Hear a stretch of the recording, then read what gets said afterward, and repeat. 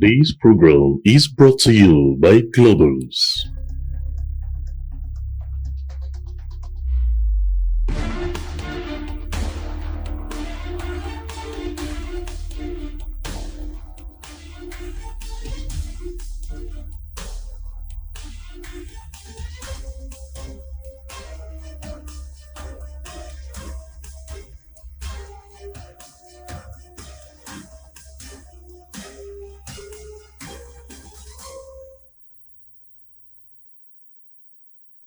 Benin's coup attempt, Ecowas intervention.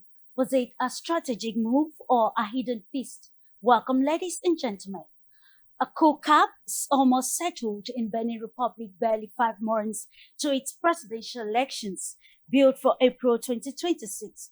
The move to unseat incumbent President Patrice Talon on December 7, 2025 in a mutiny led by Lieutenant Colonel Pascal Tigri, citing Talon's leadership deficiency, especially in terrorism, among others, was swiftly foiled by Nigerian president or Nigerian troops with intelligence support from France. ECOWAS standby force was equally sent to arrest the situation. The timely intervention yielded a positive result, but however, sent shockwaves through regarding Nigeria's President Bola Tinubu's rapid intervention, despite bearing a burden of an unending fight against terrorism in his country. Notably, President Patrice Talon of Benin, whose mandate is culminating soon, vowed to bring to book the perpetrators of the mutiny, which he said could destabilize the country and put its democracy to the test. However, it's time to ask critical question. Why would a mutiny occur just months to elections? Was the attempt to unseat President Patrice Talon's government a manifestation of genuine political dissent or perhaps a response to a growing dissatisfaction with his regime? Does this have to do with the political engagement or arrangement in the events leading up to the April 2026 presidential elections?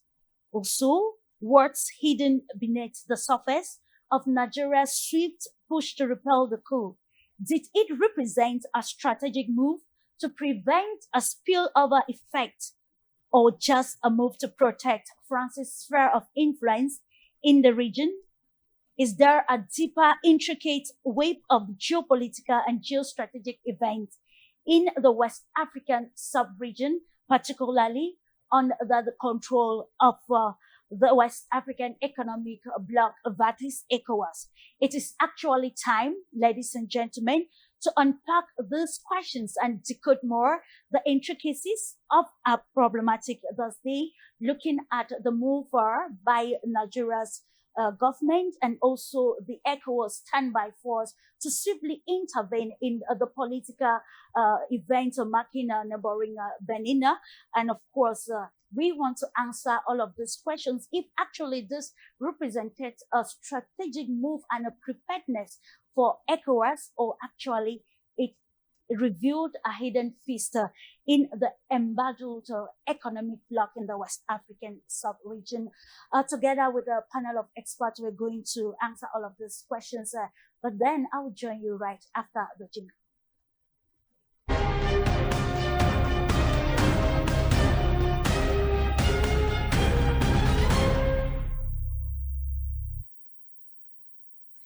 Welcome. And if you're just tuning in, this is Global Insight on Pan-African television. Ladies and gentlemen, we continue to revisit the political events in Benin Republic after a full coup d'etat.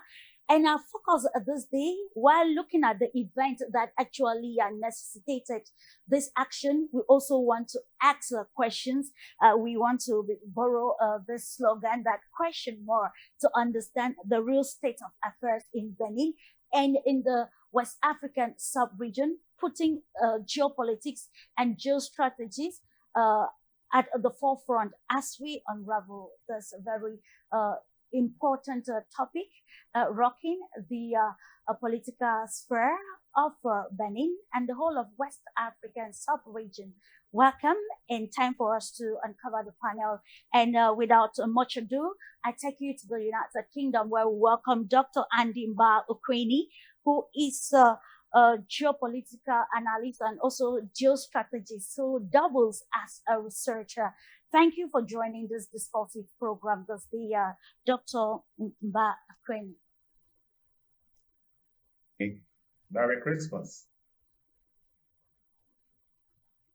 Looking forward to having a constructive discussion with you to North Africa. We are privileged to welcome Professor Dr. Laït Zaglami, Algiers University Faculty of Information and Communications. Welcome to yet another edition of Global Insight. Thank you for having me in your program, and also thank you to the distinguished panelists, and looking forward for an excellent debate. Always a pleasure. And to the United States of America, let's say hello to Alton Mobley, journalist, historian, and IEC Lawyers Guide Observer. Thanks for joining us this day. Good morning, Clarissa and panel, and thank you for inviting me, and looking forward to a great discussion. Looking forward to that. Subsequently, we'll be joined by Dr. Eddie Eric, Global Analyst and Executive Secretary of the Committee of Action for Côte d'Ivoire. Ladies and gentlemen, we go to the preliminary with you, Alton Mobley. We want to understand your holistic analysis of the recent coup attempt in Benin Republic, and the consequences of such, given the country's embattled political sphere. Well, I think Benin is very important to this discussion, but because of what happened in Benin in the last few days, it certainly has shown itself to be a bright spot in the overall movement to free Africa from colonial domination. Finally, these efforts are extremely helpful, and particularly Benin is important because Benin is the key to unlocking the Sahel states. They are landlocked countries, and they need access to seaways and to be able to access ports somewhere. And they need unfettered access as any other country or any other group or movement would need and require. And Benin is actually vital and key to that. There are certainly other countries that could be access portals, essentially, to allow countries to be landlocked. This is a war about geography, and we need to recognize that as the rest of Africa and as the rest of the Pan-African community and the world needs to understand that the Sahel states need help, and they need help from all of us, and they need help from every persuasion and perspective. So that's my firsthand look at this.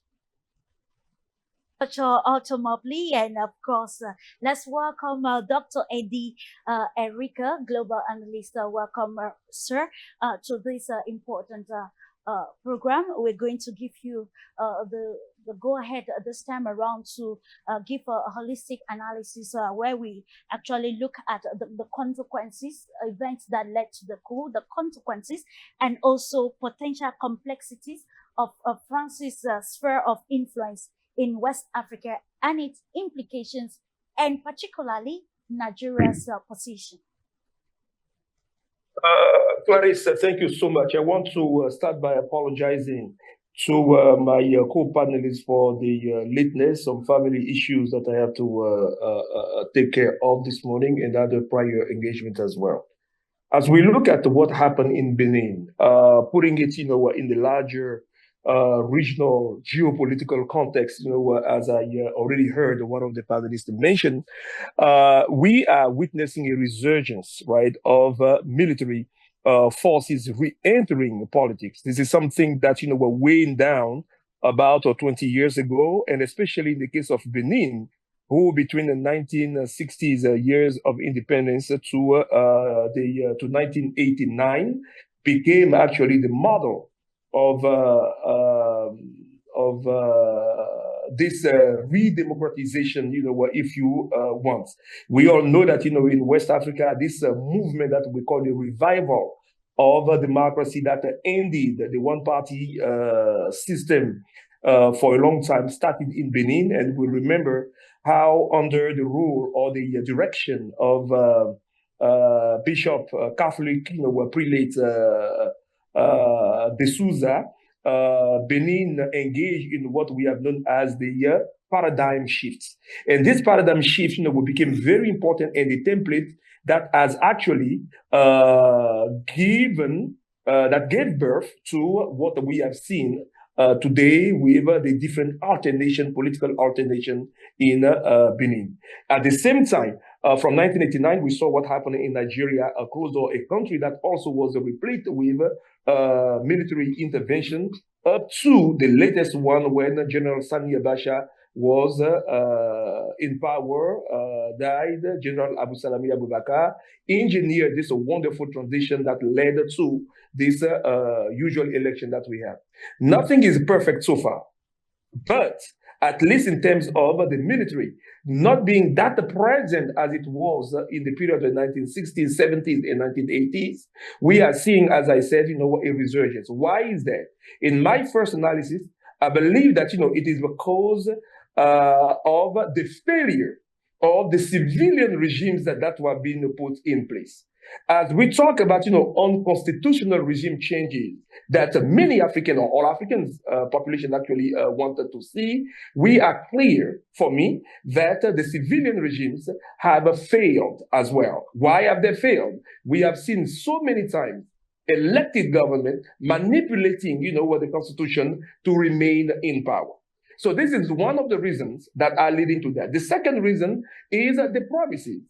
The literature that was available in the 1960s, again, 1970s, the 1980s, that the military used to justify the entrance in the political arena or overthrowing political regimes is about, because of poverty and because of the fact that the African countries and African citizens and the workers have not benefited, right, enough from the vast mineral, agricultural wealth that their countries are endowed with.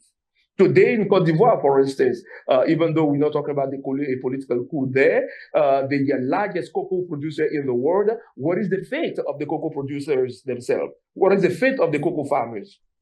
After so many years of being the number one cocoa producing country in the world. We have the same thing everywhere. So this is, for me, the second reason that justifies what we have. The third reason, of course, if we do not pay attention, we saw Guinea-Bissau not long ago. We don't even know till today if it is a real coup or if it is a fake coup or if it is a palace revolution to change things like that.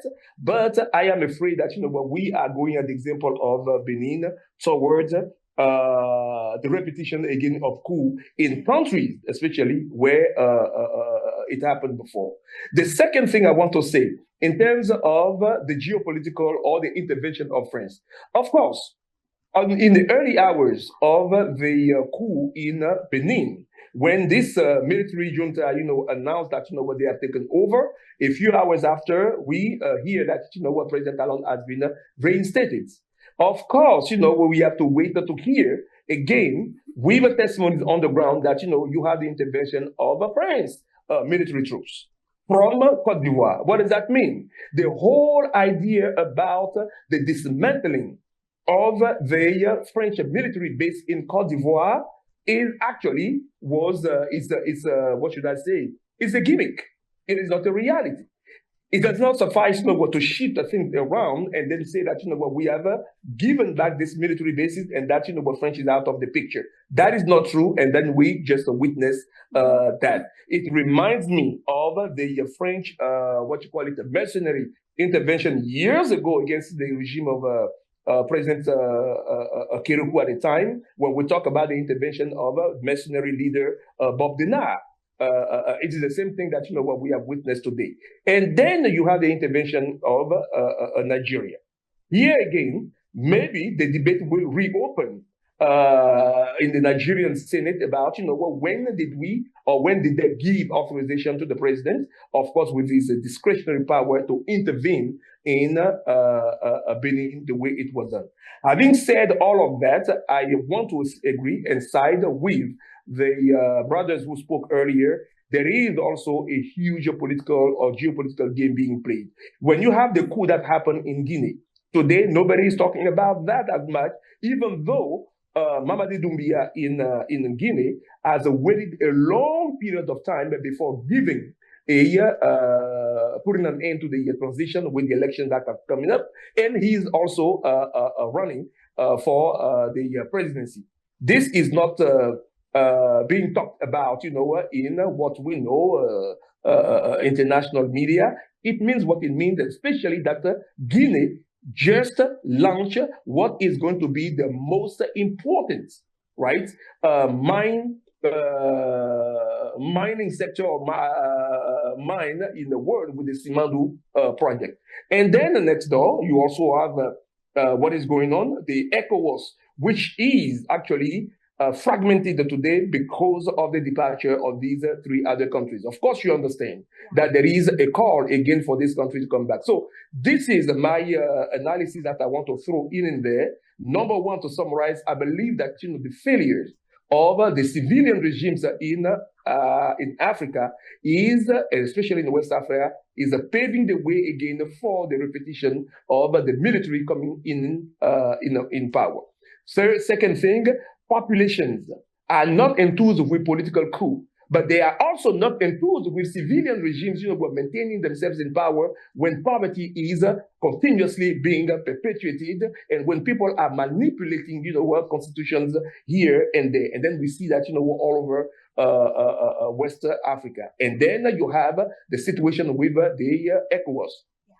Remember that Nigeria wanted to intervene directly in Niger to restore the regime of President Bazoum when he was overthrown by Chiani. Okay, this did not go through because the Nigerian citizens, the Nigerian Senate, and the elected officials over there reacted to that as being a provocation because of the proximity between Niger and Nigeria in there. But today, it was done in a very coveted way for the Nigerian army to intervene in. And then in the hours after that, we also hear about this rift between Burkina Faso and Nigeria because of this military airplane that was intercepted without authorization in Burkina Faso airspace. So let me end on that by saying that, there is some sort of a resurgence of a lot of geopolitical works here and there, a resurgence of instability, but at the same time also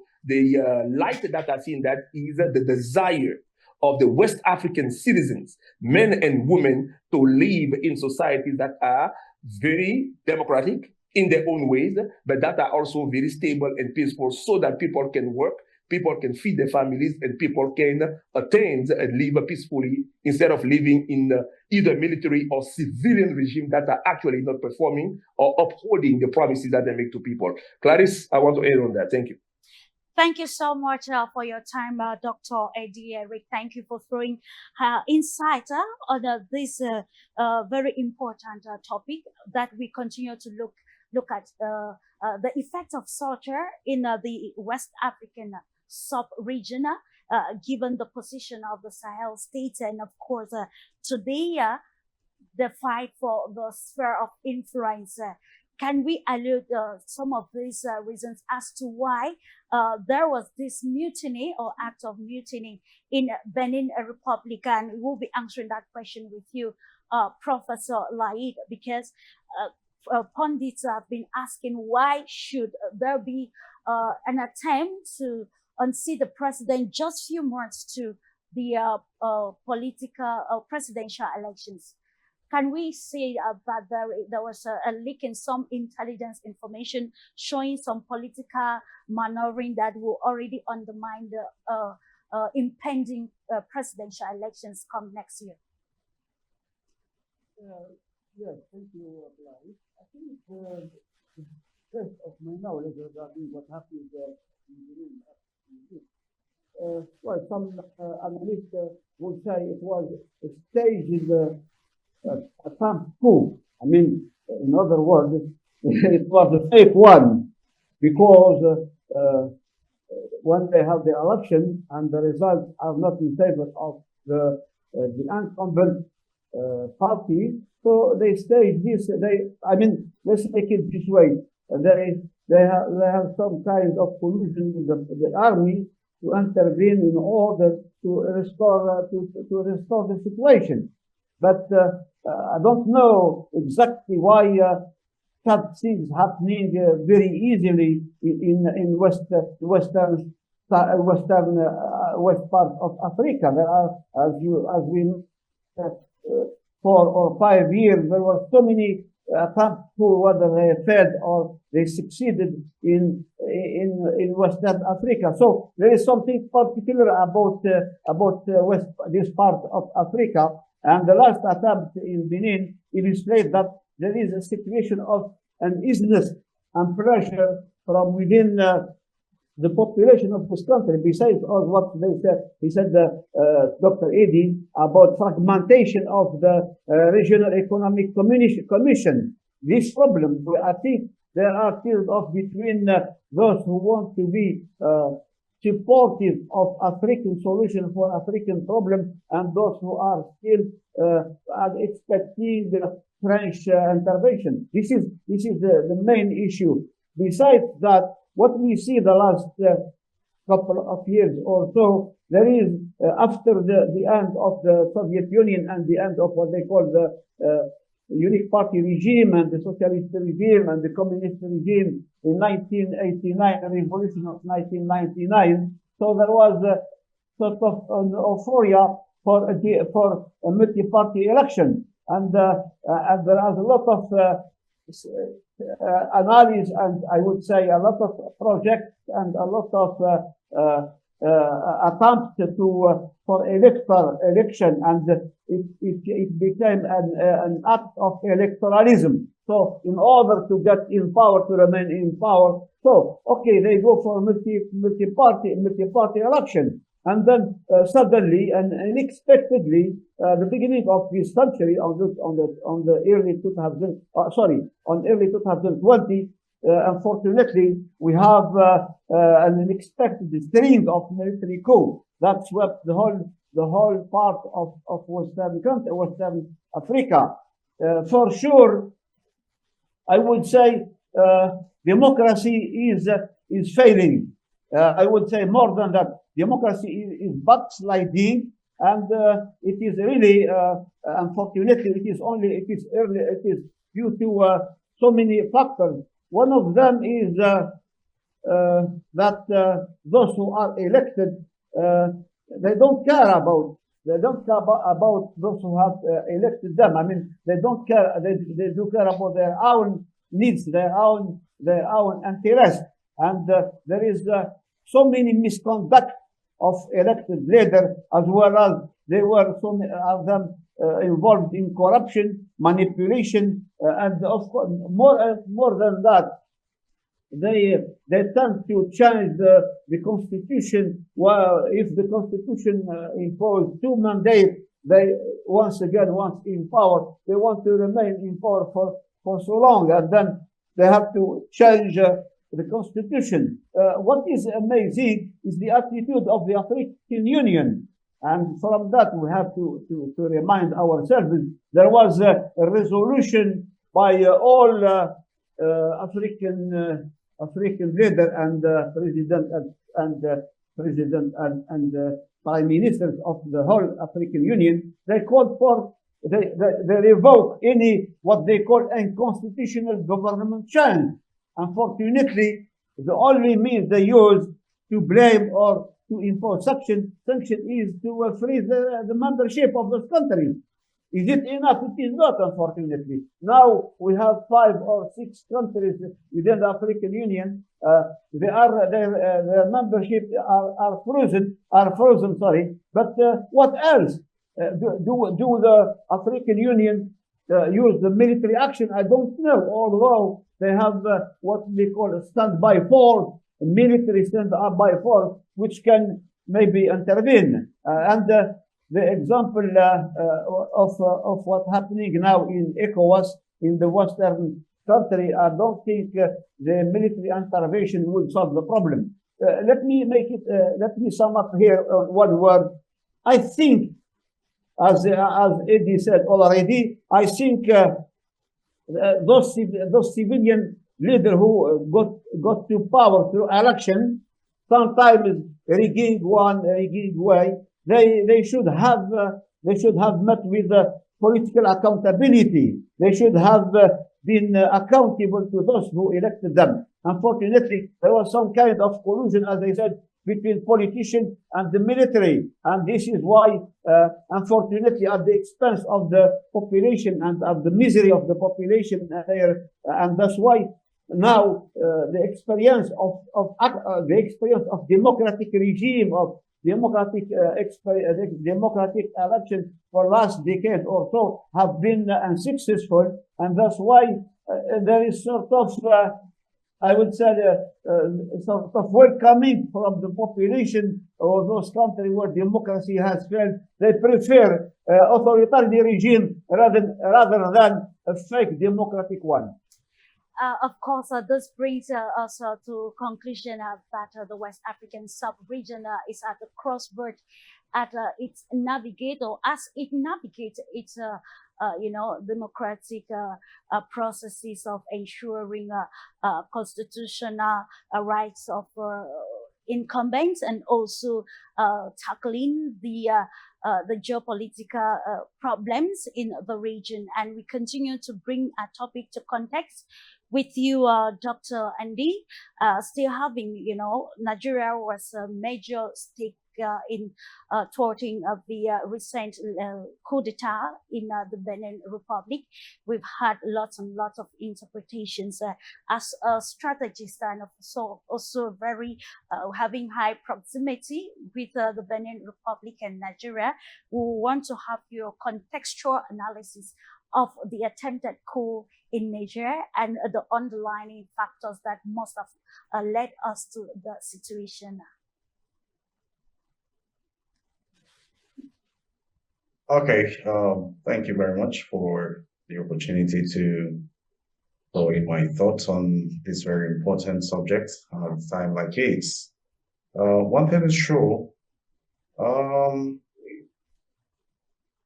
national security has become a global concept. Every country wants to put up a military that is capable of securing national borders. And that can only be achievable if you have a government put in place to oversee all of that. But beyond just militarizing nationhood, there is the very important subject of human security, how survival should be organized and put together so that citizens can consider themselves as citizens in the full sense of the word, with everything that accompanies the status of citizenship, and that includes rights and privileges, that includes the ability to have a means of livelihood that is credible. Now, if you look at this entire process from this spectrum, you would quickly realize a widening gap between those who are leading and those who are considered citizens. And from this context, survival, if questioned, is necessarily going to push people to the extreme. And when you push people to the extreme, there are unnecessarily, they are going to define measures with which they can communicate their resistance. In democracies, we usually preach support for democratic institutions, consolidation of these institutions so that it can actually portray the feelings, aspirations, and fears of the people in terms of policy development and implementation. Is it possible that there is a connect between what the people are saying and what the government is doing?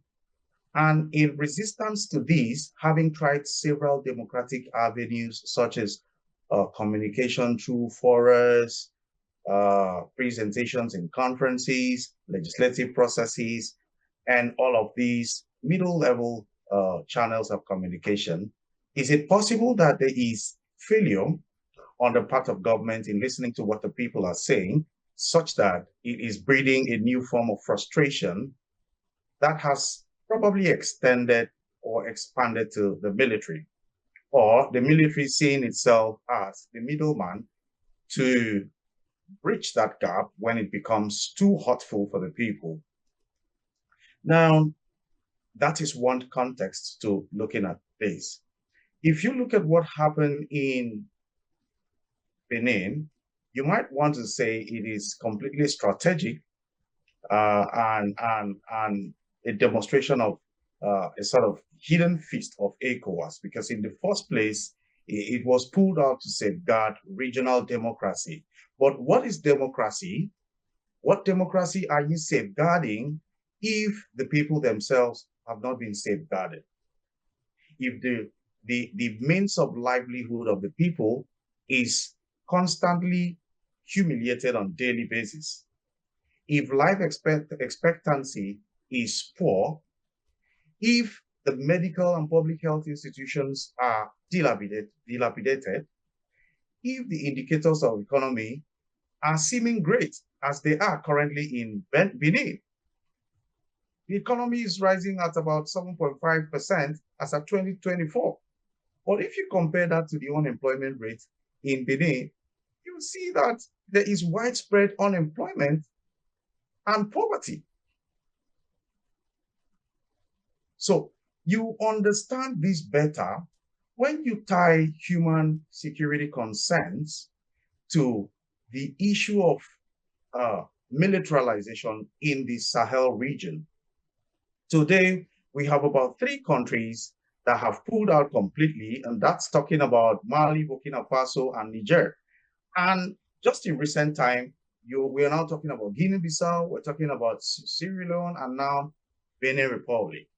What is the underlying concept that has brought these Saharan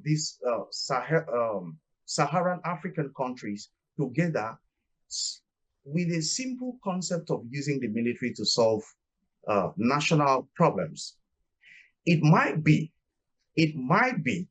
that the kind of prescription put out there to solving problems is inconsistent, it is incoherent, it is illogically fit to the problems typical to the region. So if you reduce all of these issues away from the common rhetorics of realism and show of force, as I see the Ecowas doing, you might be creating a lot more problems for yourself, because really, when human security problems begin to crack on the walls of a nation, it's going to survive any government. The government can come and go. Those problems are definitely going to remain, and it keeps going on and on and on and on until someday that the incoming government might just be too weak to sustain the momentum, and the military might take over. So dealing with such issues is dealing with issues of economy, dealing with issues of inflation, dealing with issues of debt to GDP, dealing with issues of unemployment, dealing with issues of trade dependence, credit rating, poverty, and the rest of it. In fact, the entire economic management processes needs to be overhauled And that is only when you can have peace. Talking about Nigeria, would you say that Nigeria is in such a fantastic place as to wanting to boast of the regional superpower? No way. It is equally having its own toll of bad leadership, inept and corrupt leadership, unaccountable leadership, and all of that. And voices have erupted from the north, south, east, and west. I smell some kind of, conspiracy theory. That's okay. But the best position to situate these is to look at it from the angle of human security. And the people are not having the best, though economic figures might seem great or probably even developing, but it is still at a unilaterally poor level, and you don't expect so much if the people consider themselves citizens living in a country rather than citizens of a country. Thank you. Brings us to you ultimately to ask categorically if from the introductory analysis given by the guests so far, can we see that the coup attempt was a justified one, if looking at it from the perspective of the human interest in the country.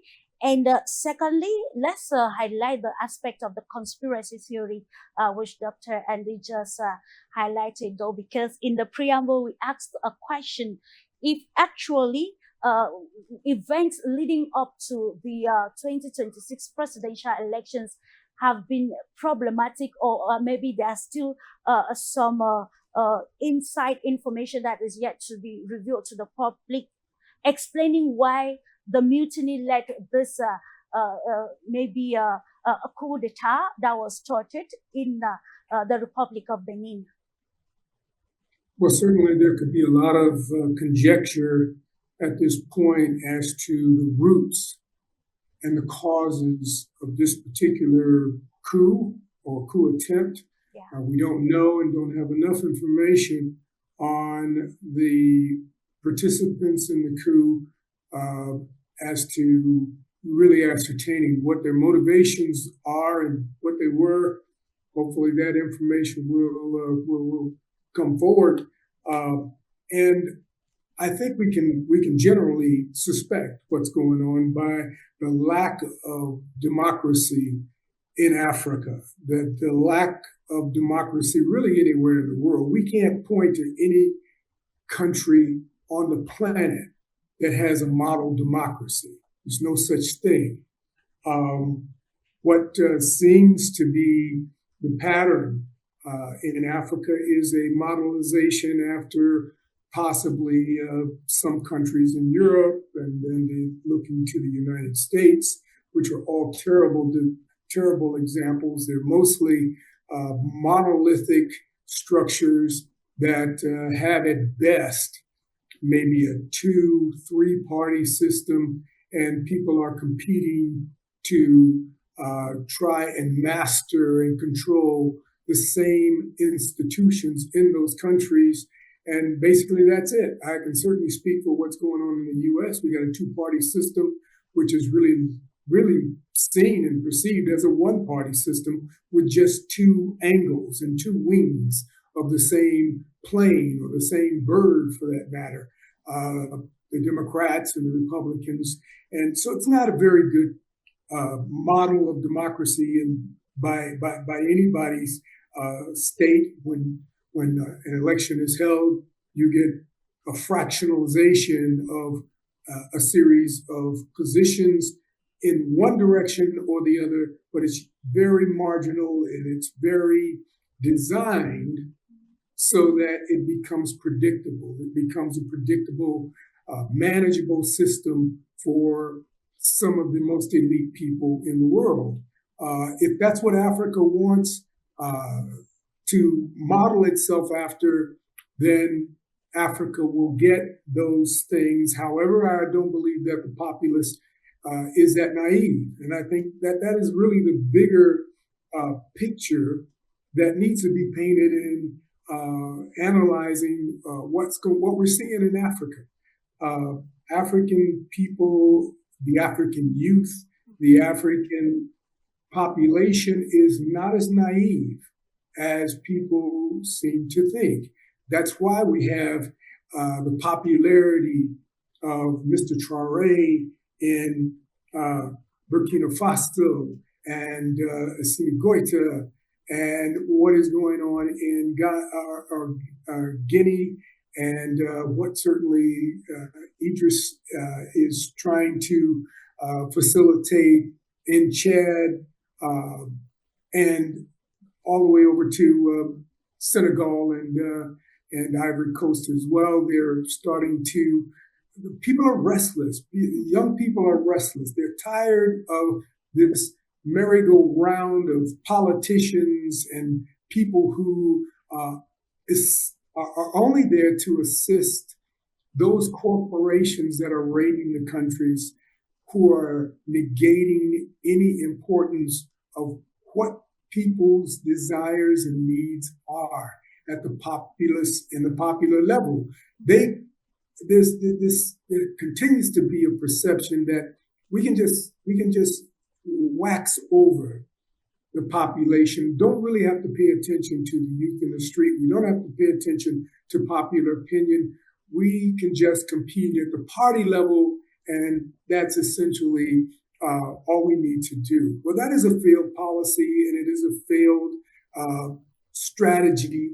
It's old as the colonial movement itself, and so the rise of militarism is really the only way that the people and the military see to make adjustments in Africa. And I don't say that this is a negative. I don't say that this is a complete panacea for what needs to happen in Africa, but it is a direction that is firmly in the right direction towards an independence movement where we shift the means of production and also the benefits of production to the people, to the populations, as what is going on in Guinea-Bissau or what is going on in Burkina Faso right now. So it's a good model. No one across the world is looking at Burkina Faso and what is going on in Mali and saying, oh, this is a terrible thing. It is not going to work. There's no benefit for the populace in either one of those countries, when we all know that that is exactly why this movement is catching fire across the Sahel, across Northern Africa, and is going to re-energize those aspects of what happened and occurred during the 80s in Southern Africa, where we had a number of revolutionary movements come to power, whether you're talking about Angola or Mozambique, or you're talking about Namibia or Guinea-Bissau, and certainly in that look back, Botswana, and then even South Africa were affected. So you're going to re-energize that. It is going to be a military situation because there's no such thing as a peaceful revolution. And like it or not, Africa is in a continuous revolutionary movement and a growing movement that is going to be based in military outcomes. There's no escaping it. And I think that Africa should learn to embrace the intelligence and the correctness of having a revolutionary movement that is more complete, and hopefully it will become more consolidated, so that we see African countries and nations consolidating their militaries and consolidating their forces to be able to fend off the nonsense of terrorism that's manufactured and imported in Africa and presented as what it really isn't. But we all understand, we know what's going on on the ground in Africa. We have very good vision and very good ideas. Social media certainly has played a big part, and that is the hidden element in the room. People are intelligent, people have access to information, and they're going to use that to their own benefit and for their own needs. Indeed, for their own benefit, it is time to ensure that there is availability of data to help fasten or maybe give more impetus to the revolution across the African continent. And the topic of democracy still hangs on the table. According to some pundits, while analyzing the current situation in Benin and even the intervention of Ecowas, they highlighted the fact that Ecowas has upgraded its preparedness given the situation pertaining the three Sahel regions of Mali, Burkina Faso, and Niger. And to bring us back to Benin, according to some pundits, since 2019, the leadership of President Patrice Talon has become very problematic, bringing us again to a contradictory point where ECOWAS is fighting to uphold democratic principles, and then we see a group of this military coup in Benin, bringing us to asking the question where the level of maybe how the involvement, this question is directed to you, Chidi Kent, how the involvement of ECOWAS in the Benin situation will influence the political dynamics in the country now to the run-up to the 2026 presidential elections. All right, thanks for having me on. Thanks for all the great insights. First off, I would like to just offer some of my point of view regarding these ongoing coup attempts. Yeah. Of course, they are not organic. First off, they are not organic. As a Nigerian living in Nigeria, even with the problems, you hardly hear anybody desiring military takeover. It's almost non-existent. You don't hear anybody talking about that. So I do believe in 2025, any military coup happening is, of course, the effort of hidden hands. That's what I believe. It cannot be organic. The people do not desire it. The people talk of good leadership, but nobody nobody can imagine or wants to imagine themselves under military rule. Nobody imagines that. I don't meet anybody who talks about that. So it is not organic. They are timed, and even looking at the images, they look funny. They look phony as well. It's not looking like something serious. Essentially, I believe it was staged, and as many have hinted on this show, it has some impact to the upcoming elections. Maybe to drive emotions or to show a place of power. There is always a message in these things. The fact that there was a quick response from the Nigerian government, which I was shocked to read. I didn't know about that until just a few days ago. A precise operation to prevent civilian casualties.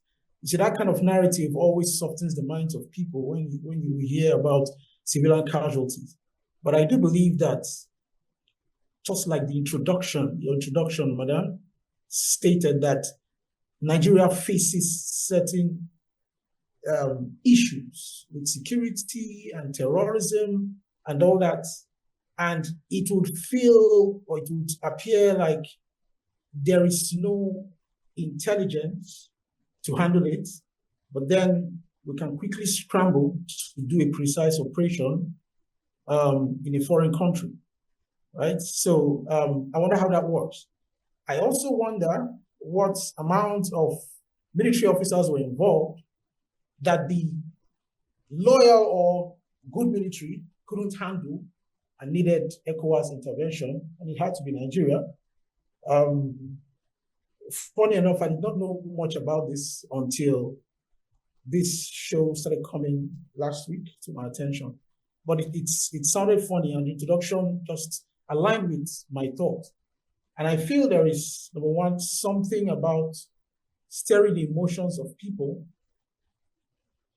right, for the upcoming election. Mm-hmm. Number two, putting a state of fear in the minds of people that there is a strong hand protecting the incumbent government.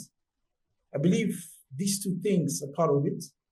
I also like to look at the root cause of some of these things. I do believe that the situations in Africa, economic situations, political situations, are not things that are happening just because of recklessness. I believe those things are permitted to happen, or the system is engineered to be that way to keep Africa at a certain level, right? Where it is always easy to subdue the nations and continue to keep them at a certain level. I do believe, for instance, that finance is at the root of most of what Africa faces. Finance, interventions and all that, they are the root of most of these issues. And provided there is always something, some instruction, there's always something that permits people to do what they want, then these things are going to continue. Mm-hmm. And I don't see how it's going to stop. I don't see how it's going to end, but we are hopeful that people will be able to, get a way forward. I don't know if elections will work. I don't know if voting works.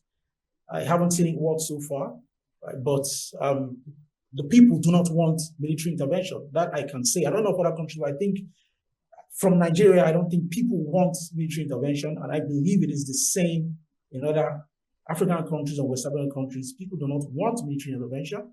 People want better governance, but they want it under a purely democratic context where they are free and everything works optimally, like those Western countries they look up to. That is what every African wants. I will stay with you, Mr. Kent. Let me stay with you. When you talk about coups not being organic, what are you insinuating? Like what happened in Benin? Was it actually a staged exercise that necessitated other stakeholders from the Ecowas zone to come in? We already recounted the situation in Guinea-Bissau. Or actually, was it also in a way to maneuver, like you said, to appeal for the emotions ahead of the presidential elections come 2026, to note that according to some pundits in Benin, because there's some sort of, you can actually tell the position of Benin'S, it's actually at 50-50. Some still believe that even after the failed coup, President Talon is not in charge of the country. So can we get more understanding of you saying that they are not organic? If they are not organic, what is that hidden force that must have necessitated such an action, keeping the political sphere of the country in a very turbulent state?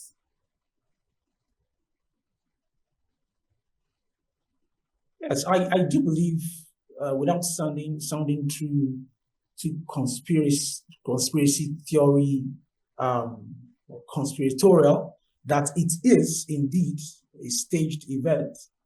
I do believe it is. If you even look at just images are very crucial. If you look at the military people who were put on who came on the station, they looked funny. Those are not serious people, right? So it is staged. It is staged absolutely to drive emotions. I don't know who the hidden hand is.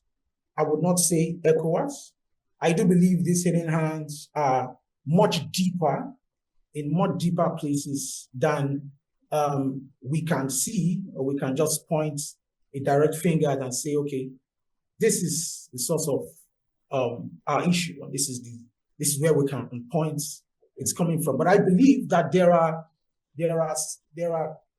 strongholds. There are agreements between leadership of different countries even beyond Africa, most importantly, beyond Africa, I believe that there are agreements on how some of these things should happen. Because I just think, I may not know much about military, but I want to ask myself, what fraction of Benin Republic military was involved in the coup? And what fraction was not involved that couldn't hold down these ones where they were staging the coup? It's a simple thing that they needed a foreign intervention that was made ready so fast and so precisely. So this is why I do believe that it is staged. It is not organic. And the fact that it is happening, some may say people are being inspired by the success of one coup in the other place. But if we go deeper, we may find out that that is the desired outcome. That is the desired feeling they want the people to have, that this is working. So when it's done, you feel it's organic, but it's not. I don't believe the successful coups are organic too. I believe they are all staged. But the people have to be made to feel that they are working. And it's easy. You simply get certain things in the community to work. But at the end of the day, it's never going to be optimal, right? I always think about how much will Africa, or has Africa grown in the years up till now. It's very little. With some distractions, and you see it's very little. There's very little progress, right? You remove the distractions of having high-speed internet, for example, having telephone, having all that, and you see how much have we moved, and it's not so much. But you can easily get people to feel, wow, there's a lot going on. So that's just what I feel. I feel it's a hidden fist. Okay. Thank you so much. Swiftly back to you, Dr. Andy. You know, as a strategist and a geopolitician, it is imperative to understand diplomacy has been at play in the West African sub-region. And when you look at all the narratives happening, and from the statement that came from France days or shortly after the failed coup attempt, haven't provided intelligence information to neighboring Nigeria, and then the Ecowas coming into play. Let's look at it from a diplomatic perspective. At this juncture, can we analyze the situation in Benin and West Africa as a whole, subjectively, without actually being so direct as to who must have been at the helm of the diplomatic display in the region, given its geopolitical importance and in the sphere of influence in this 21st century conquest and militarism across the African continent?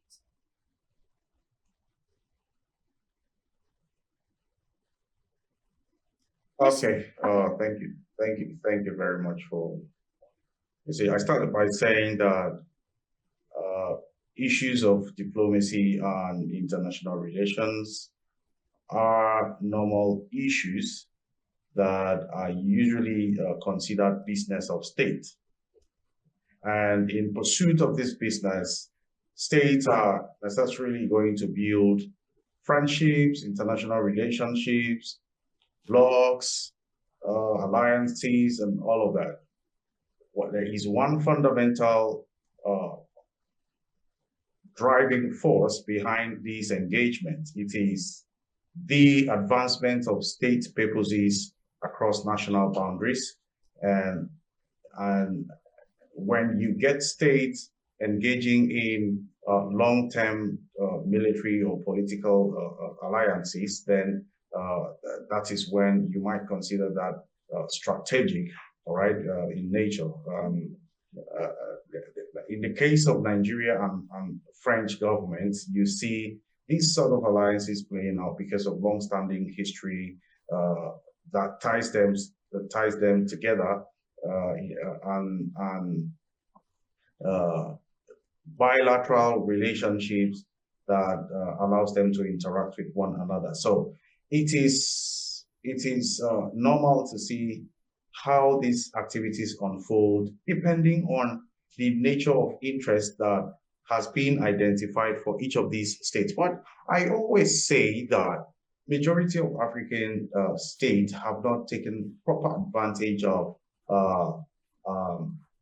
the international connectivity that they are privy to, right? Because oftentimes it's easy to push them in the direction that they don't even want to go, right? So when you push them in those directions, that doesn't mean you're being a strategic actor. You are being only strategic if you translate such moves to the advancement of your national policy, your foreign policy, and a foreign policy must be people centered. It must be citizen centered. So I don't see diplomacy or diplomatic ties in all of this. I see this as exploitative. I see this as oppressive. I see this as undue control of a people who ordinarily should have matured enough to understand what foreign policies, what international engagement should look like. People who should be considered mature enough to understand that it is the right thing to do to prioritize the interest of your state, its people, the economy, and the well-being of citizens. So what you see oftentimes predominating the kind of relationships that happen between Africa and some of these Western nations is what you might call an imbalance in a style that allows you to say who pays the piper dictates its tune, that in that sort of fashion. But it's becoming, like one of the speakers said, it is becoming too old and saggy because the African people have become too enlightened that if they sense anything going wrong, they are going to speak up. Whether the government is willing to accept it or not, people are going to speak up. And when you refuse to listen, they are going to identify other ways to communicate their dissatisfaction. So I feel that the breakdown that we now have in Burkina Faso today and the institution of a military regime led by Ibrahim Traore it's enough scare to allow another African country to slip away from such imperial authorities to total independence. And it is only logical to assume that such event will be resisted, and which is what clearly happened. That is what clearly happened. It is a resistance of another territory under imperial control being completely free. So it could have been the other way around. It could have been that, okay, Benin Republic is gone and we're having another round of military coup in the nearby borders of Nigeria. What is going to be the influence of such development on other countries? We now have 3 of those countries building a certain kind of bloc and have pulled out completely from the Ecowas region. All of this is sending terrible international signal that will not allow such imperial domination have a good sleep. So they would necessarily build friendship that would resist resist further control, that would resist further loss of territories from such domination. So I don't see this as true friendship in the real sense of the word. I feel it's just another kind of manipulation that would allow African countries to remain suppressed, dominated, and independent, dependent. Thank you. Thank you so much, Dr. Andy. And moving forward to you, Professor Layita Zaklami. In discourse analysis, we give direct and indirect interpretations to what must have been said. Now, according to some of the panelists on this platform, what happened in Benin seems to have been staged or having a spiral effect from Guinea-Bissau.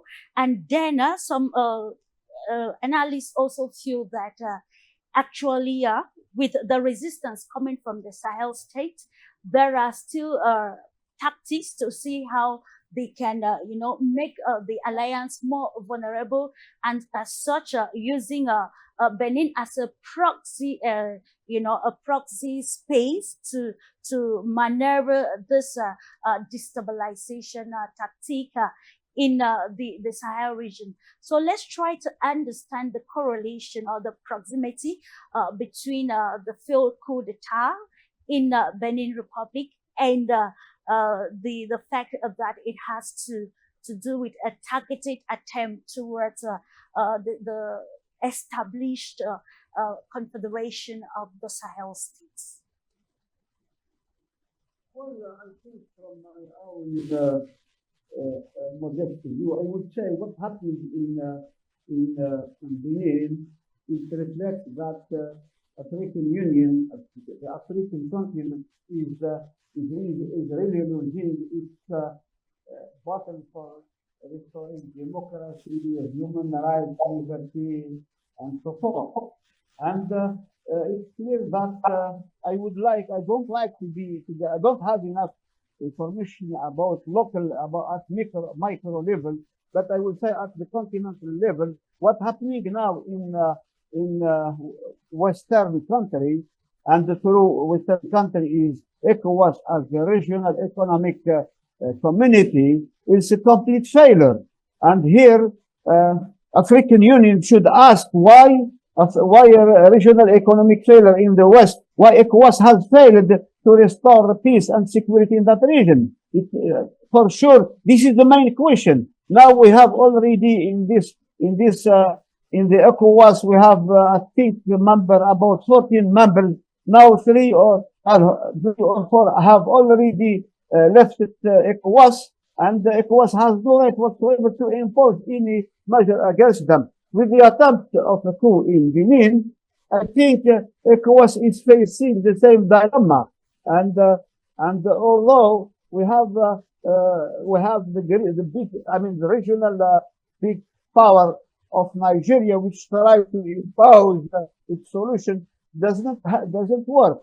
What I want to say, I think now African Union and the headquarters in Addis Ababa, they are planned to for the African Summit in February. I think this kind of issues, the issue of how to deal with coup d'etat, have failed to this, as I said, to freeze membership of this country is not enough, because now the Confederation of Alliance of the Sahel State are enjoying themselves and having, they have building their own community, economically speaking, financially. They have even started cooperation with Russia on economic, political, and security matters. So, in other words, this the example of the Confederation of the Alliance of States of the Sahel State is an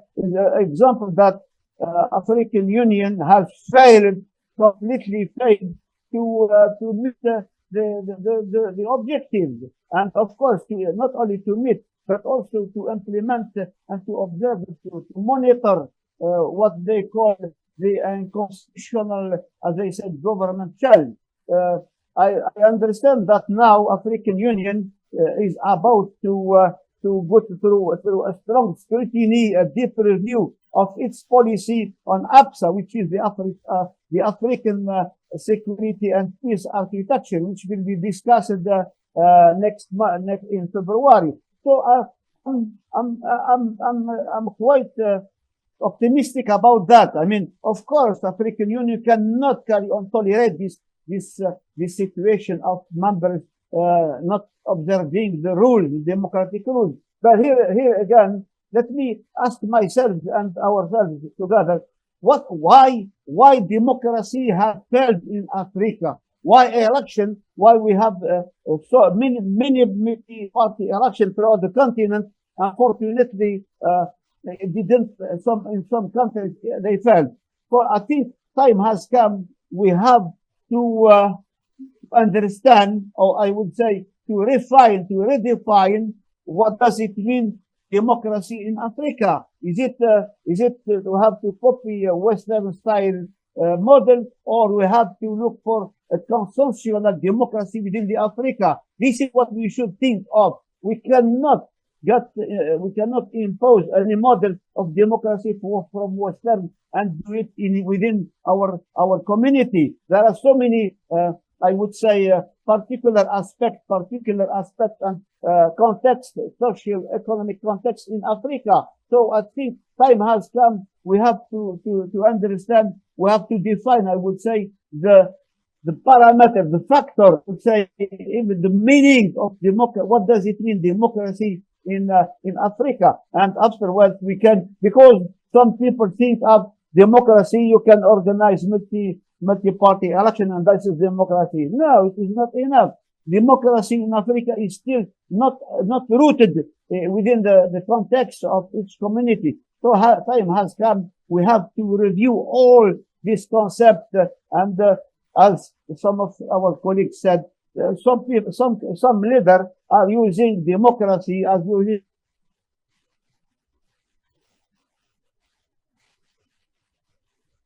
Unfortunately, we lost Professor Laid.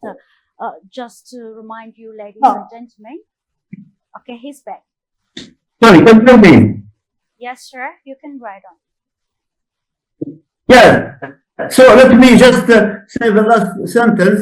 I said time has come. We have to review, to redefine what kind of democracy are we applying. Is not only does not have to be a Western style one, because this one has completely failed. So we have to go for a consensual democracy in which everyone in the society agrees on all aspects of governing, on aspect of working, and so forth. Thank you.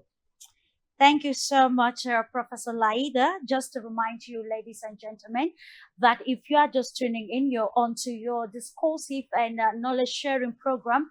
It is Global Insight, and today we look at the questions which are not really asked, and we ask and answer the questions on this platform regarding the latest coup attempt in Benin, and analyzing how everything happened and understanding how this positions the country in West Africa and in run-up to presidential elections, still asking why there was such a move, given that the incumbent is culminating his last mandate, as the country will be heading for presidential elections in 2026. According to a report, Patrice Talon has been facing lots of criticisms in his leadership maneuvering regarding the aspects of security and other issues which are of utmost importance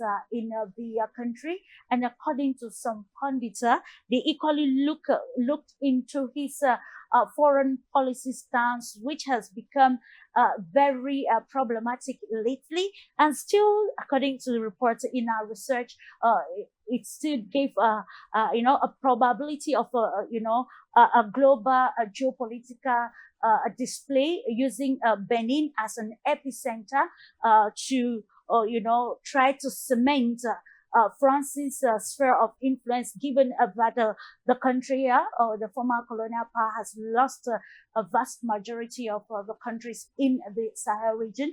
And it explains to an extent the rapprochement between the leadership of Nigeria President Tinubu and that of France, bringing to question, because according to some analysts as well, initially Nigeria and France have never really had those very very strong partnership, because France looked at Nigeria in the past as a country that could overturn the geopolitical game in the region. But surprisingly, it came that the rapprochement between Tinubu and Emmanuel Macron at this very problematic era in the France's geopolitical dynamics across the African continent brought us to asking the question if Nigeria represents that hidden fist in the West African sub-region to protect not the interests primarily of the country, but then still serve as a protectorate of the sphere of influence of the of France. And this is what I will appreciate with you ultimately. If you draw more, maybe throw more light on the aspect on the position of Nigeria as a hidden fist. And then you said something earlier on about the democracy that suits the new revolutionary move for across the African continent. When such an event happened, we saw the comments from the African Union, the Ecowas as well, international organizations, the United Nations, and others, bringing out strong statements.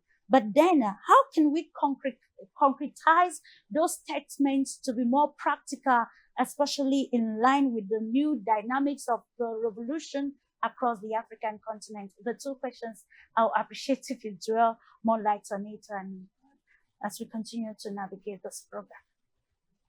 Absolutely. I think Tinubu and Nigeria are playing with fire. And I don't think that they seriously are thinking about the consequences of what Tinubu done over the last couple of weeks in terms of what was done in Benin, in the position that Nigeria stepped up to represent in Benin.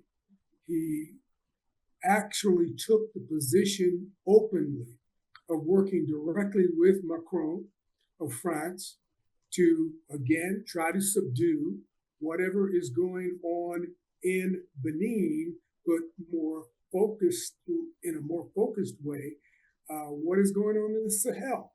He essentially attacked the Sahel states on behalf of Macron and London and Washington, D.C. So he clearly showed his hand as a operative of Washington and Paris at a minimum.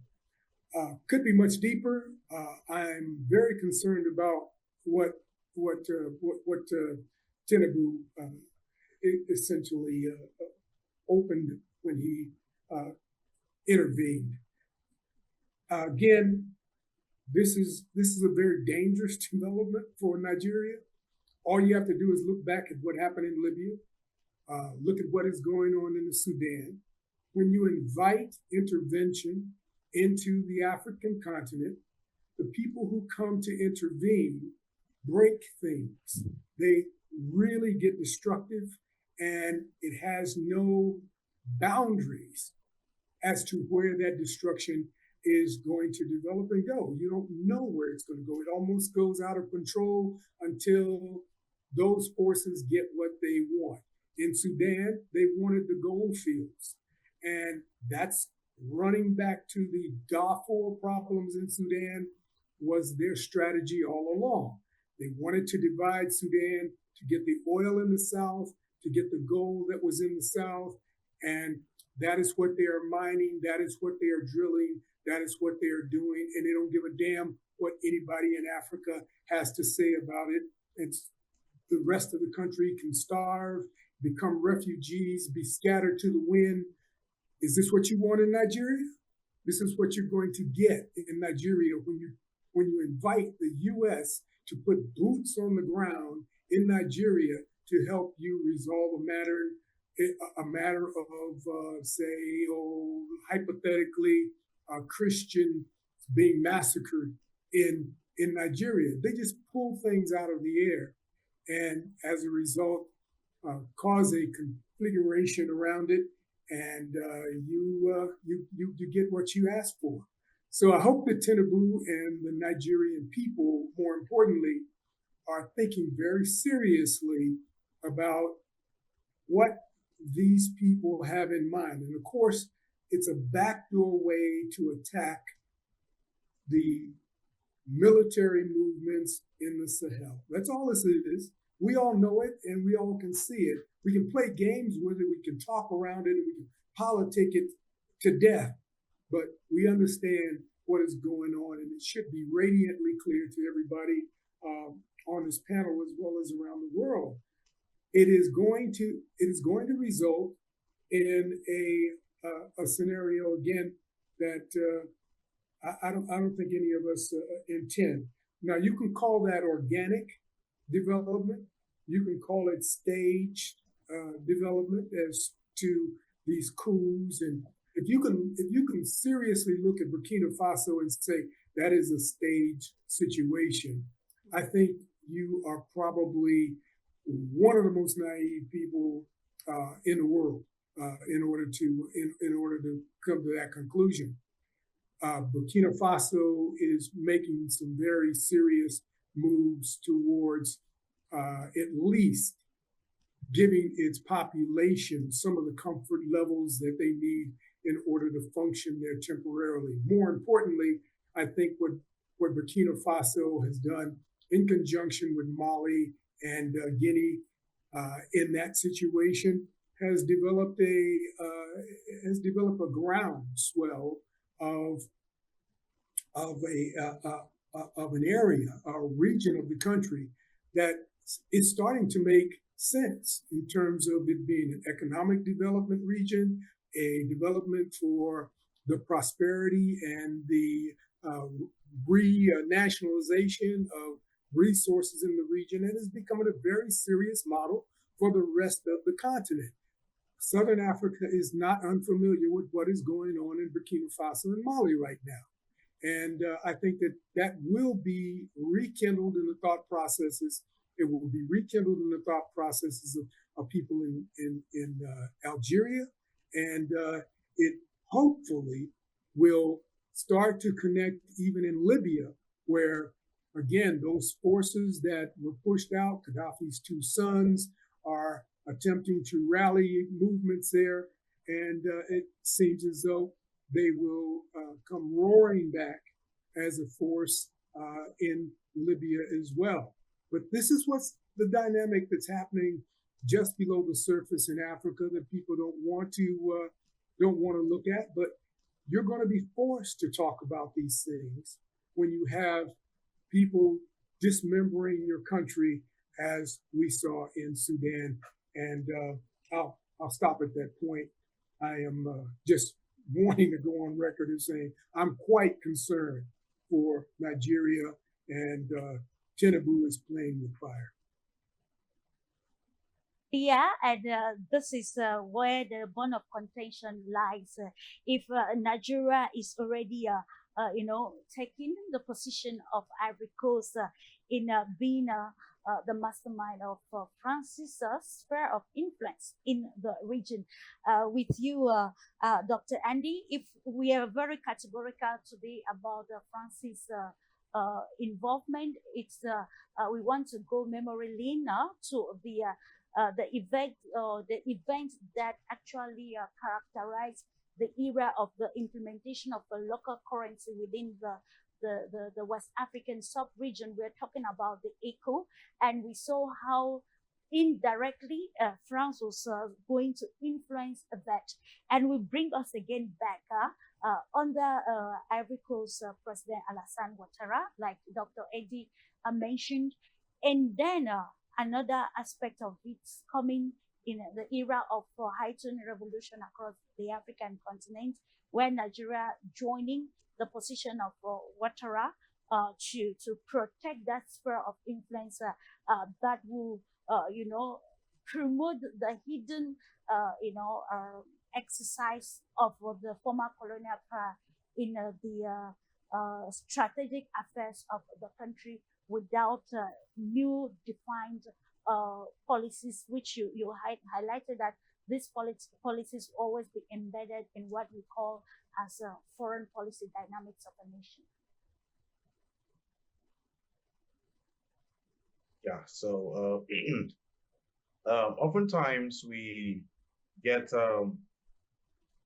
shredded in aspects of this whole thing that makes it look like, okay, we are put together as an African people. We are willing to chart a way forward that would mean tangible process in how we seek to organize society and community life in the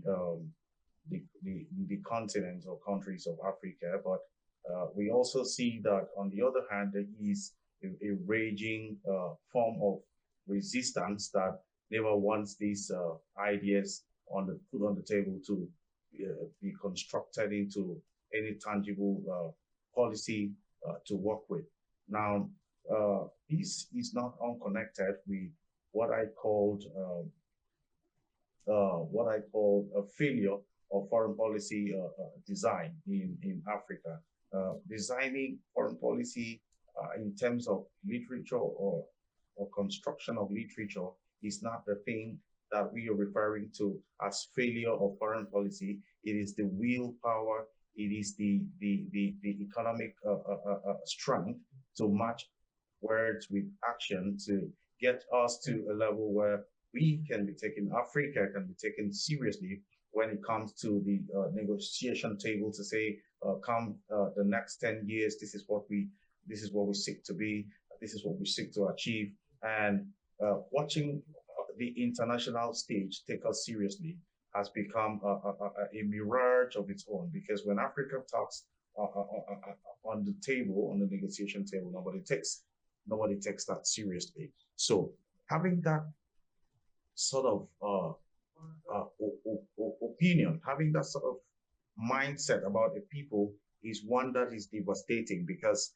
when you get to a situation where people who want to advance their national interest are discussing how to achieve this interest, and you show up failing to communicate the same willpower, failing to communicate the same strength, failing to communicate the same resilience that other actors on the international stage have brought on the table, then you would be seen not just as unserious, but incapable of engaging or doing business of foreign politicking, right? So for the challenges of building an effective foreign policy in Africa has been long-standing, and we have seen the failure of Gaddafi, and more recently the failure of Dr. Goodluck Ebele Jonathan in Nigeria, who was trying to completely democratize institutions and bring about independence of government institutions from undue manipulation and control. That government was toppled with all manner of lies and conspiracy, toppled with all manner of indecent propaganda that was thrown out there with the sole objective of winning elections. So when we throw away the real deal of governance and politicize governance, the nation and the people, for that matter, would be at the receiving end. So, like I said earlier, any foreign policy agenda that is not people-centered is going to be inept. It is going to be considered weak and poorly advanced. So, how countries perceive fellow countries is not barely a question of constructive rhetorics in terms of delivery of foreign policy objectives. It is in the advancement of pre-established policies. It is the advancement and emancipation of democratic institutions. It is in the independence of institutions in pursuing its constitutional duties. But this is not happening anywhere today. There is even the military today is manipulated, as it is the judiciary, as it is election management body, as it is the police. All of these institutions continue as it is the legislature. There is a total attack, a total manipulation of institutions of state, leaving it weak and helpless. So that state of helplessness cannot guarantee anything, whether locally or in the on the international stage. You cannot expect anything tangible from a state whose institution is completely hijacked. And so that is where we find ourselves. That is what we have done to ourselves. That is what we must liberate ourselves from. If there be any tangible or serious interest, serious determination to pull us out of it. It's okay to say that Africans are still lagging behind in terms of social security and in terms of delivery of healthcare services, education, and the use of mineral and human resources. It's okay, but what is going to give us out more disastrously is the continuous weakening, the continuous erosion of civil liberties and institutional democracies as we have it today. No country, no nation of the world has gone forward expecting development to be exported. It is indigenously developed, designed, and supervised from the home front. If the home front is continually weak and indecisive, you cannot have any tangible, for that matter, any tangible results, come what may. So for Africa, this is what I would rather suggest, that national capabilities should be emboldened, trade imbalances should be handled with optimum professionalism, and political instabilities should be dealt with. Political instability should be dealt with. The issues of debt pressures should completely be sorted out. And of course, there is capital flight. Politicians are taking monies to Swiss banks, to all manner of foreign capitals, foreign nations abroad. But that is never going to give anybody development. That is never going to take anybody to the promised land of development. Absolutely, it is about thinking about the effect of your leadership on the population that voted you into office, and of course, see how that transforms the lives of the people you lead. Coming back to you, Mr. Chidi Chant, you mentioned earlier on about the fact that many people, according to you in Nigeria, do not abide to instances of coup d'etats. But then let's try to analyze the intricate paper where we have, uh, the internal political states, and then the fight against uh, probably I don't know if I should say foreign control without being particular with the nation at stake, because the world is a global village and there is actually room for collaboration in whatever stands. But then going to the markets of diplomacy or the table of diplomacy or negotiation without a defined agenda makes you already very limited. Here we want to look at the recent situation in Benin, that is the coup attempt, which actually did not only probably suffice to the local political crisis, but also an event that brought about the proximity between foreign intervention and African nations. Now there is this fight for imperial geopolitics across the African continent in this revolutionary era. When we put all this together, in your own perspective, as a critical thinker on the development across the African continent and how the continent can categorically dissociate itself from the old or conservative policies that have frustrated development in the country. So, what tactic or maybe what can you read of this situation and proposing a better solution that will, transcend the political will of African governments? All right, thank you very much. Mr. Andy touched on something. He just chipped in something very important. I think he called it financial burden, or he called it debt burden, right? I think that is at the core of most of what African countries face. And he also mentioned something about institutions being corrupted and being powerless. I believe these things are by design.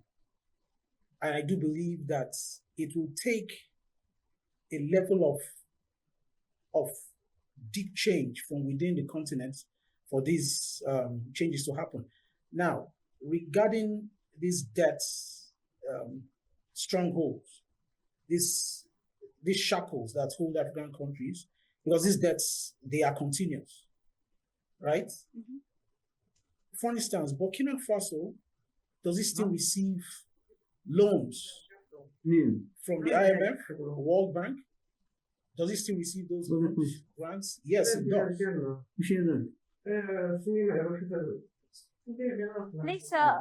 Please, can you mute your? I think the interruption is coming from Professor Laik. Please just mute your mic when you are not talking, so we do not have a disruption in the conversation. Thank you so much. You can continue, Mr. Chidi.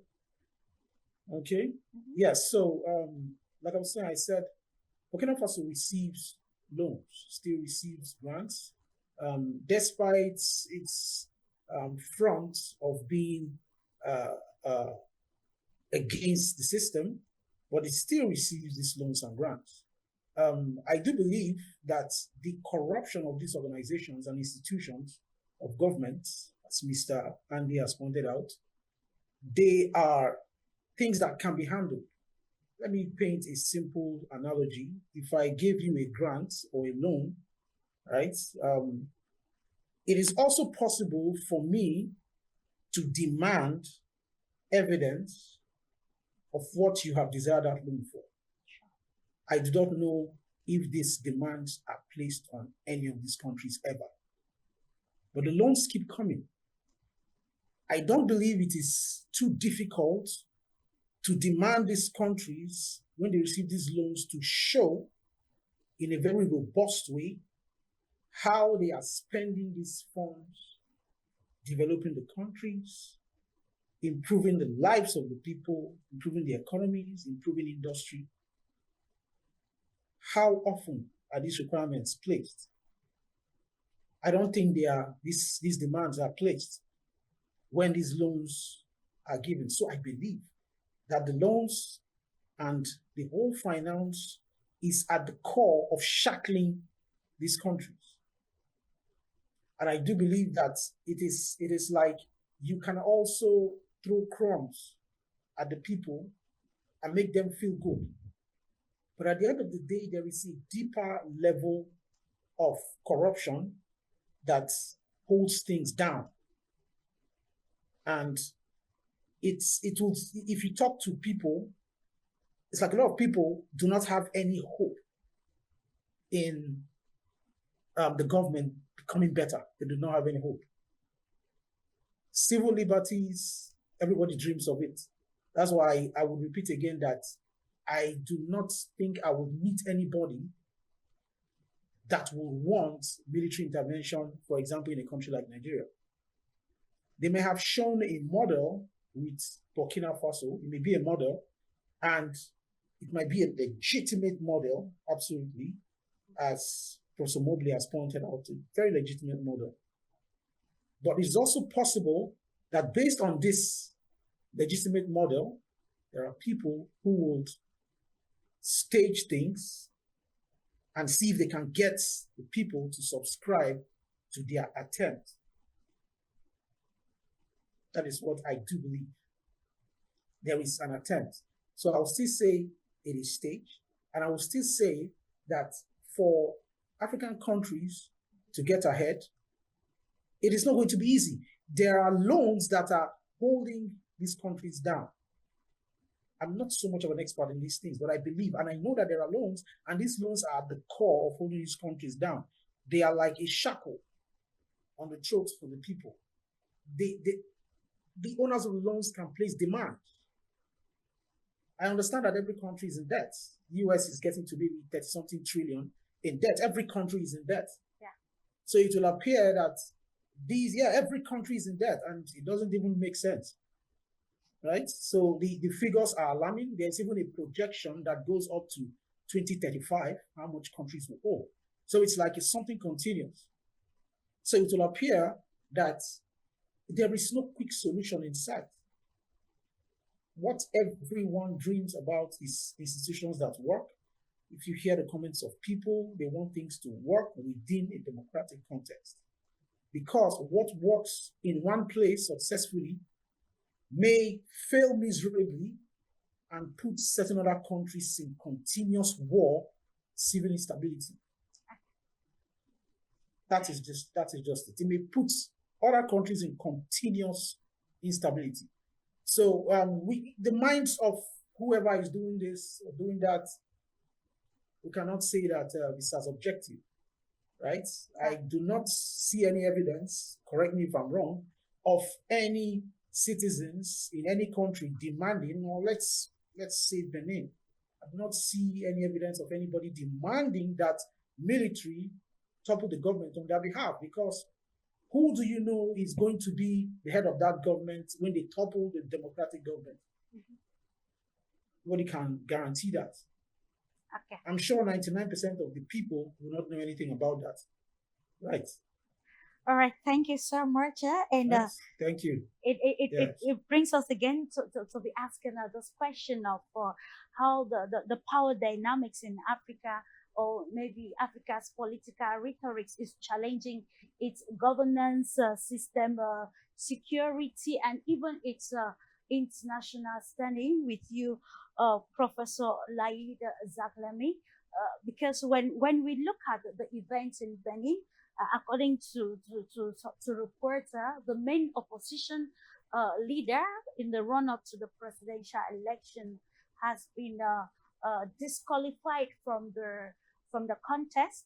And also, according to some report, I cannot categorically confirm the veracity of this information, but then I want to use it for us to understand something like though Patrice Talon has indicated not seeking re-election and not making amendments to the constitution, there's a political leader that represents his ideology that will even give him an indirect power to still have stakes in the government of that country. Here we want to now look at how the power dynamics in the West African sub-region, even Africa as a whole, is undermining the country's governance, its security patterns, and the social contract the country has with the population. Yes, well, I'm a little bit, puzzled with why. Because at the level of African Union, can you hear me? Yes, sir, I can hear you. Yes, at the African Union leadership, we have the African Governance Authority. This is in Addis Ababa, as well as so many structures, so many departments and authorities. They should be implemented throughout the whole continent. That's what the purpose. But unfortunately, on the ground, we cannot see the implementation of such decision and measure. And the credo or the slogan of the African Union today is African solution for African problem. And if we speak about foreign intervention, because Africans themselves do not respect, do not observe, do not imply or implement what have been decided at the continental level. Now, of course, there is awareness throughout the continent after many years of election, multi-party election. Unfortunately, from 2020, we see a break in this process of election dynamic and democracy dynamism in Africa. And why? Because, and for sure, so many population are fed up with the promises that are not met by leader, politician, civilian. They are not met, and therefore, and more than that, we have to accept that there's a lot of misconduct of election leader. We have a lot of corruption. We have rigging election, mismanagement, all these things, and of course, and this and that have nurtured all the feeling of hate and of despair and of anxiety from the population. I don't think that the military have the solution. Although maybe they care for the destiny of the country, they are afraid of for the security of the country, of their own respective country. But ultimately, they should understand that time of military rule.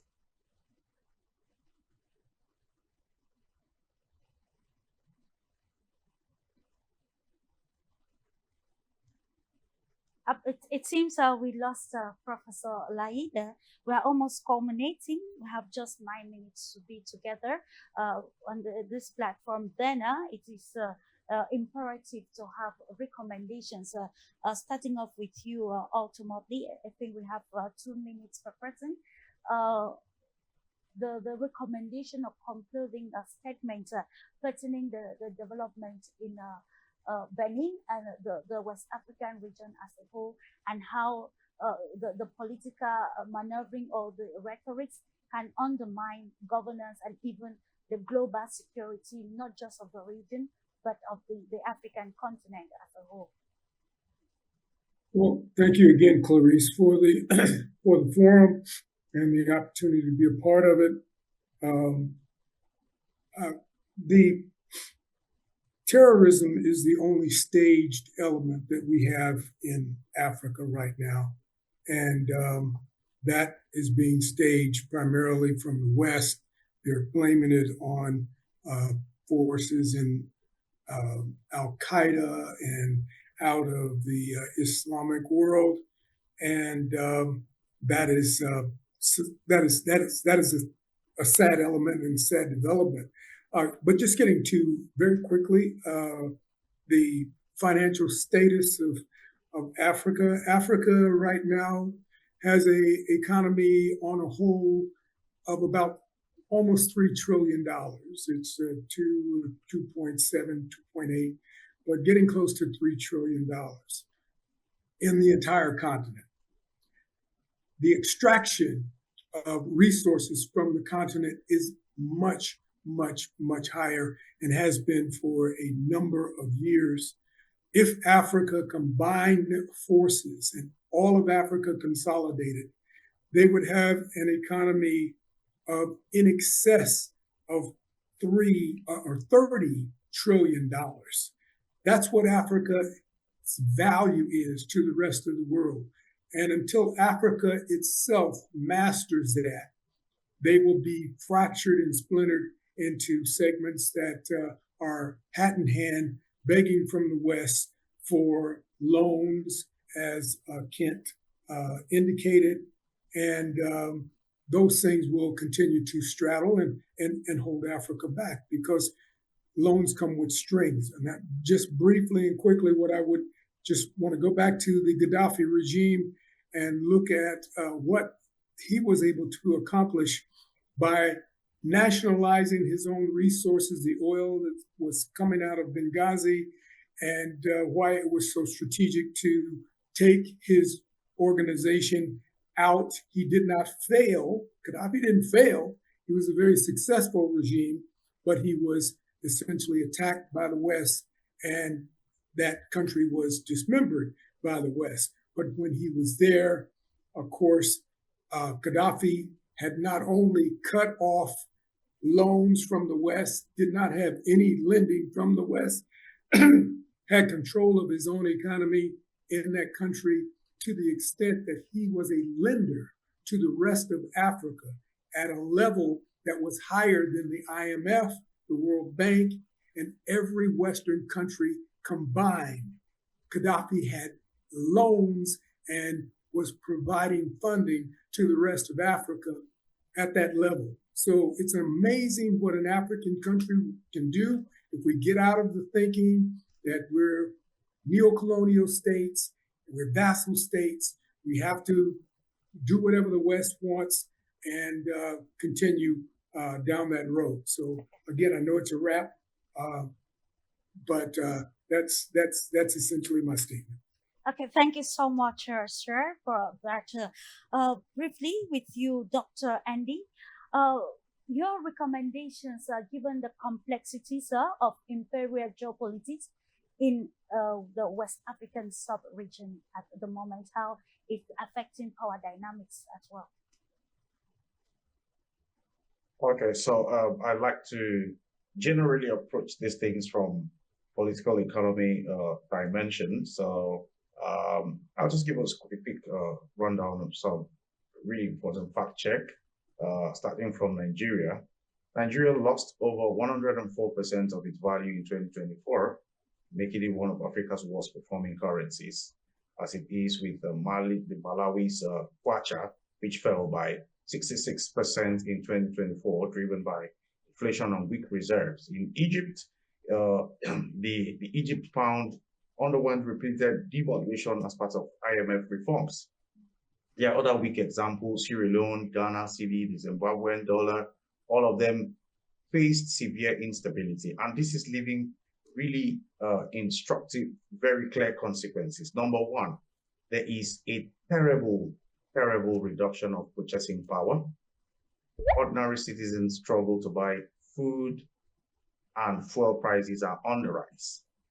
There is complete business disruption. Airlines and multinationals have billions trapped in countries like Nigeria due to currency controls.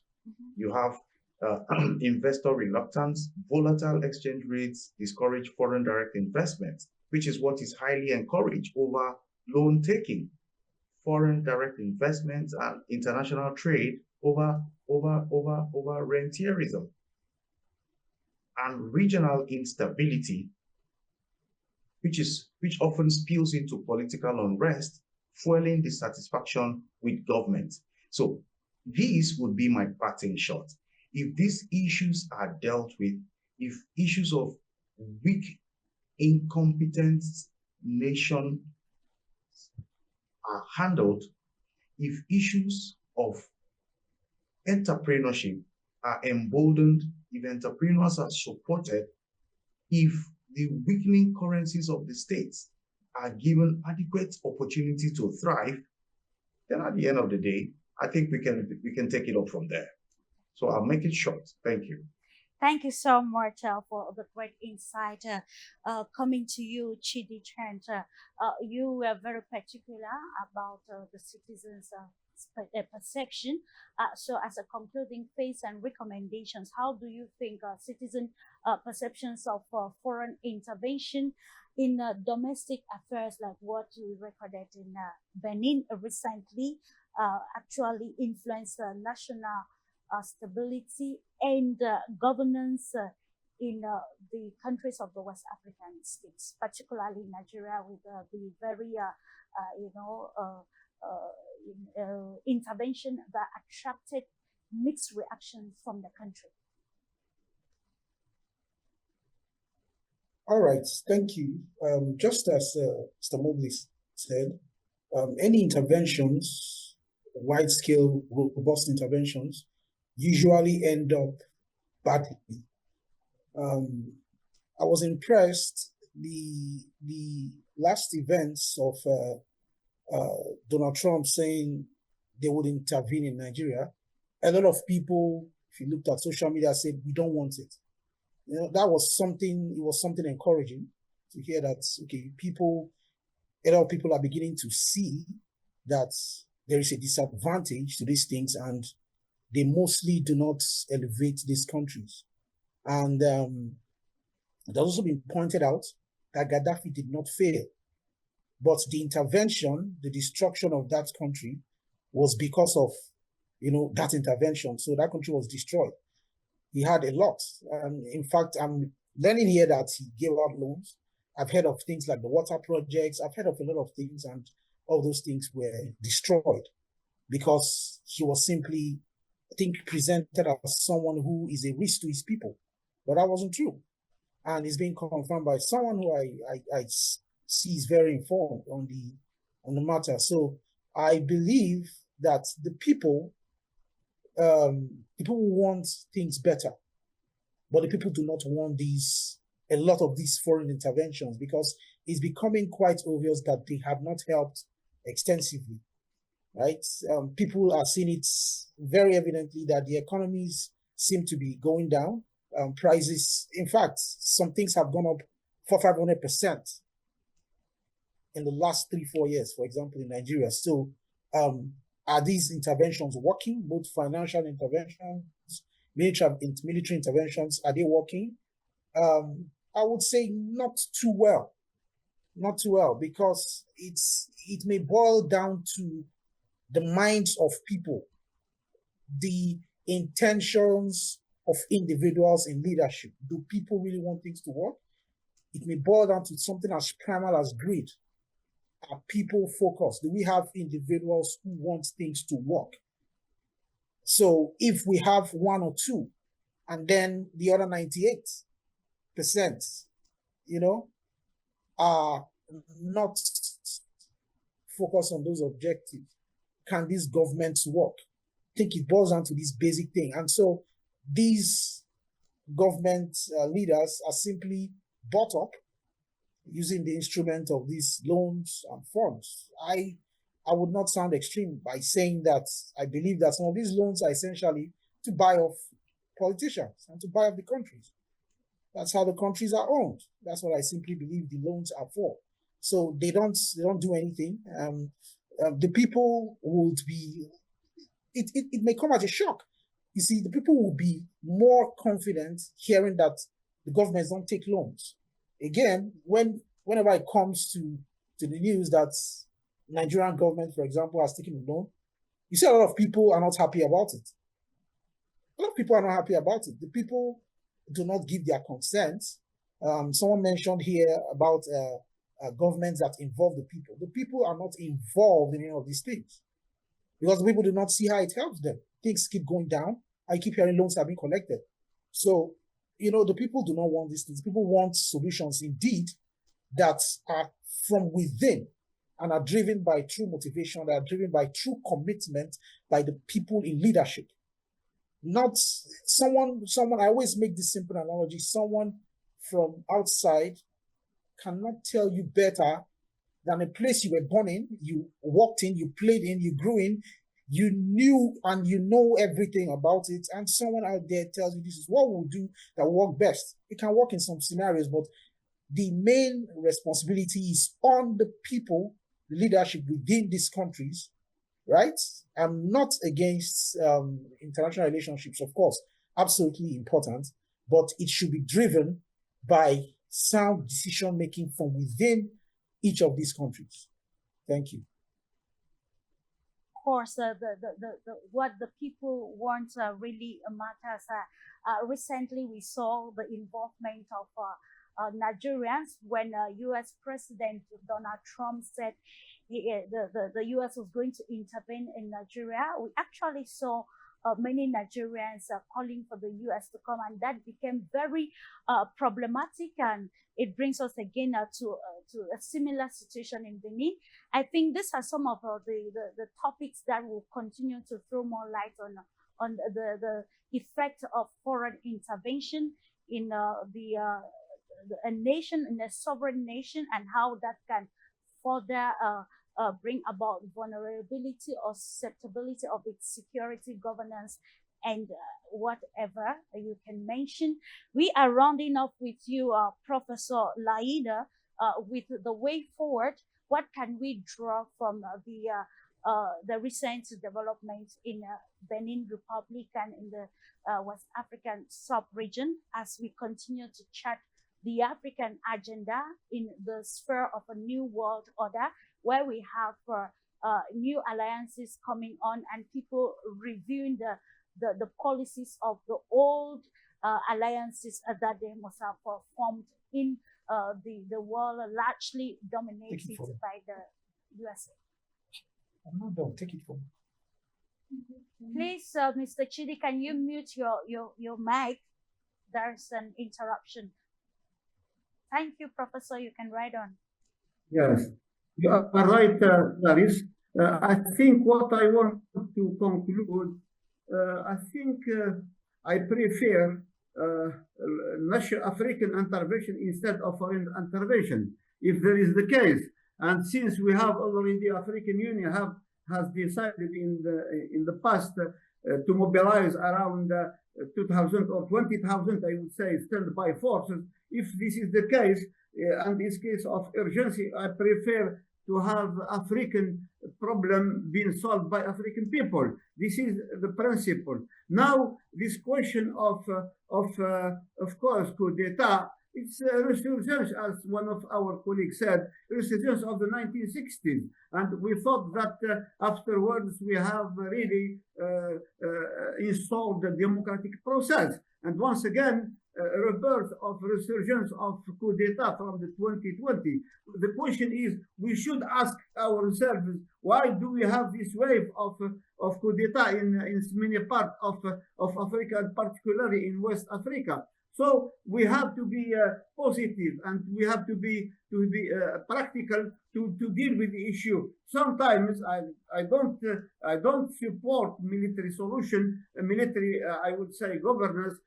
But if it is necessity for the military to take over, I don't mind. But as long as in their program to restore democracy and to come back to constitutional right, that will be okay. But in the meantime, we should.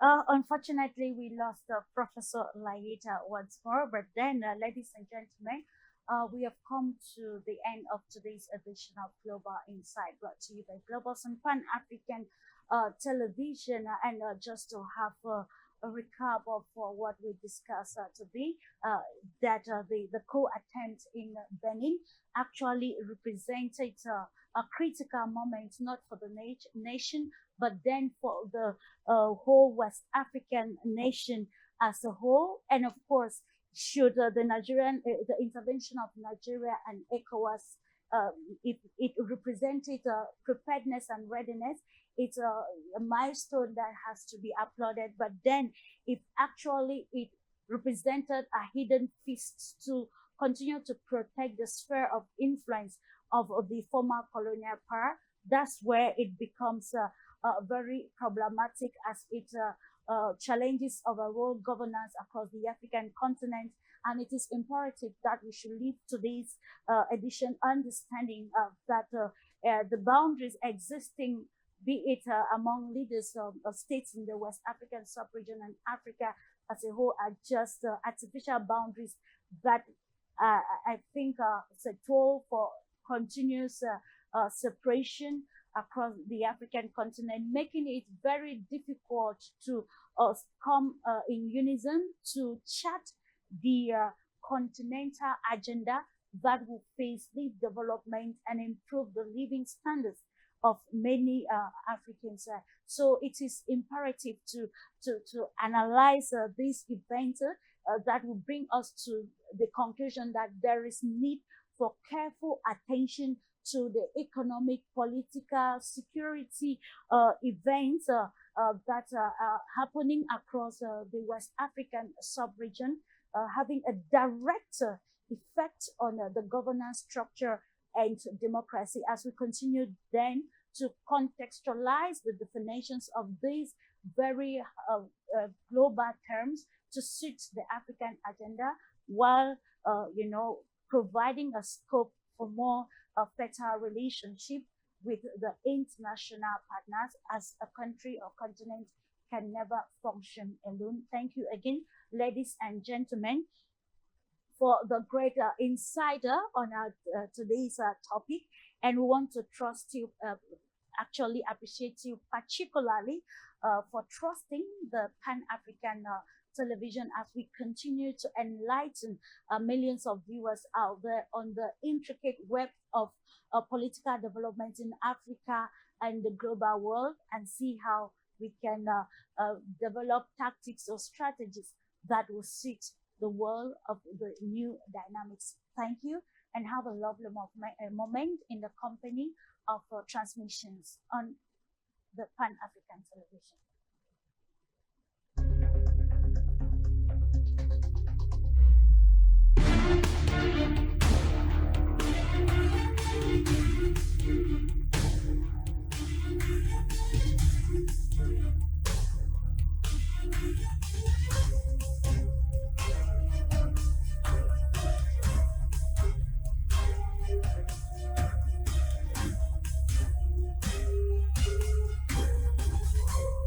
This program was brought to you by Globos.